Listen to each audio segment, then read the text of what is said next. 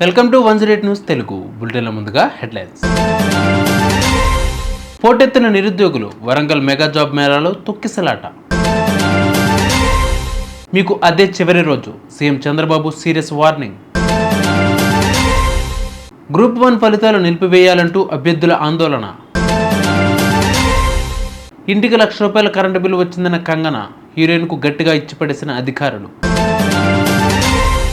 వరంగల్లో మంత్రి కొండా సురేఖ ఆధ్వర్యంలో నిర్వహించిన జాబ్ మేళాకు నిరుద్యోగులు భారీ సంఖ్యలో హాజరయ్యారు.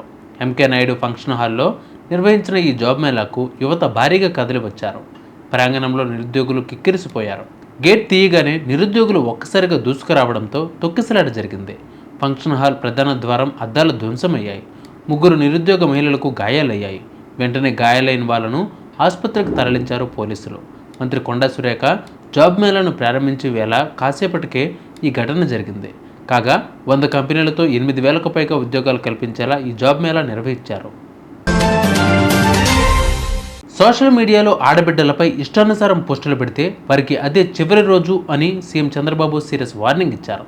ఏలూరుడి వడ్లమాను సభలో ఆయన మాట్లాడుతూ ఎస్ఎం నేరస్తుల అడ్డగా మారిపోయే పరిస్థితి వచ్చిందన్నారు. ఎవరైనా సరే వ్యక్తిత్వ హననానికి పాల్పడితే అదే వారికి చివరి రోజు అని హెచ్చరిస్తున్నానని పలికారు. మహిళలను గౌరవప్రదంగా బతకనివ్వండి, మీకు చేతనైతే విలువలు నేర్పించండి అని చంద్రబాబు హితవు పలికారు. ఎక్కడ చూసినా ఆడబిడ్డల పైన అసభ్యంగా పోస్టులు పెట్టడం సోషల్ మీడియాలో. నేను రాజకీయాలు సేవల కోసం చూశాను. ఇప్పుడు రాజకీయాలు దిగజారిపోయినాయి. సోషల్ మీడియా వచ్చింది. ఇష్టానుసారంగా నేరస్తుల అడ్డాగా మారిపోయే పరిస్థితి వచ్చింది. అందుకే నేను ఒకే మాట చెప్పాను, ఈ మాట కట్టుబడున్నా. ఎవడైనా సరే సోషల్ మీడియాలో క్యారెక్టర్ అసాసినేషన్ చేస్తే అదే చివరి రోజుగా మీకుంటుందని హెచ్చరిస్తున్నా. గ్రూప్ 1 ఫలితాల్లో అవకతవకలు జరిగాయని ఉస్మానియా యూనివర్సిటీలో అభ్యర్థులు ఆందోళనకు దిగారు. ఓయూ లైబ్రరీ నుంచి ఆర్ట్స్ కాలేజీ వరకు ర్యాలీ చేపట్టారు. ఫలితాలను తక్షణమే నిలిపివేయాలని డిమాండ్ చేశారు. 3 సెంటర్ల నుంచి 100 మందికి పైగా అభ్యర్థులు ఎలా ఎంపికయ్యారని ప్రశ్నిస్తున్నారు.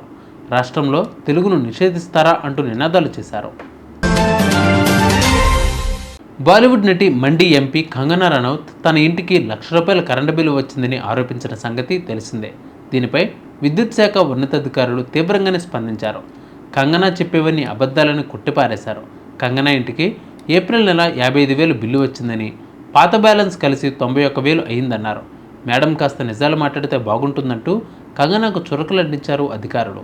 చూసారుగా ఇవాళ బులెటిన్ అప్డేట్స్. మరిన్ని అప్డేట్స్ కోసం మా ఛానల్ 108 TV 24/7 ఫాలో అవ్వండి. నమస్తే.